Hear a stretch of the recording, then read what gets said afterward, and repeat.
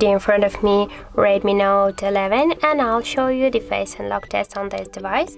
So as can you see, I can unlock the device with my face recognition because I set up my face recognition here a couple of minutes ago. So now I'll make a 5 tries here to unlock the device, and we will see how fast this unlock method is.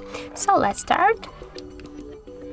1 2 3 4 5. So as can you see, the face unlock feature works here really fast. That works good, so you can unlock your device just in 1 second. So if you like some methods like the fingerprint or just the face unlock method, so you just can try this method here on our Redmi Note 11. So thank you, that's it. And if you find this video helpful, don't forget to leave a like, comment and to subscribe our channel.